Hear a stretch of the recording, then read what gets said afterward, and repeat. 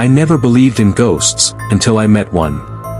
It was late October in Salem, Massachusetts, the air crisp with autumn and the streets buzzing with tourists chasing Halloween thrills. As a freelance photographer, I had come for the stories: candlelit ghost tours, historic graveyards, colonial houses with creaky floors.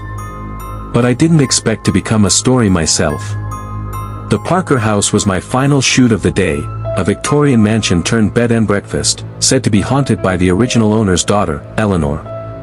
She had died in 2001, just weeks before her wedding, falling from the third-floor balcony under mysterious circumstances. As I snapped shots of the ornate staircase and dusty chandelier, something strange happened. My camera froze, refused to work, until I aimed it at the mirror at the end of the hall. Then, click. I reviewed the photo. In the mirror's reflection, behind me, stood a pale woman in a wedding dress. No one else was there. I laughed it off, blaming shadows and old glass. But that night, strange things began to happen. At my Airbnb across town, my bathroom faucet turned on by itself. I heard soft humming when the house was silent. And then there were the cold spots, pockets of air so frigid they made my breath fog. At first, I thought it was exhaustion, maybe even a prank. But the humming became clearer. It was the same melody I'd heard at the Parker House, "Here Comes the Bride." By the third night, I couldn't sleep. I'd see movement in the corners of my vision, the edge of a veil slipping around a doorframe. My dreams were full of falling, her fall. And always, I'd wake up with water on the floor, like tears. I tried to leave Salem. Packed my bags, drove south. But at a rest stop in Connecticut, my rearview mirror fogged up.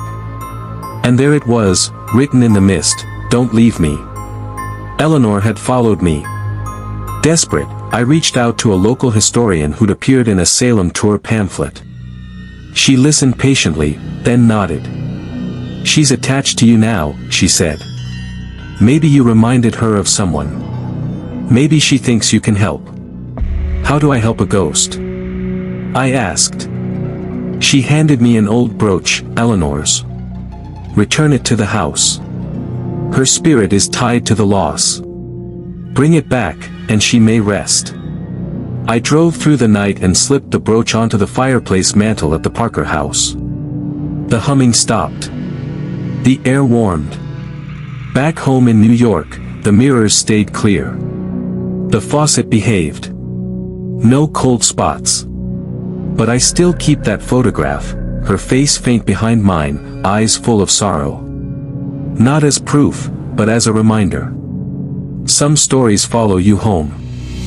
Some never leave.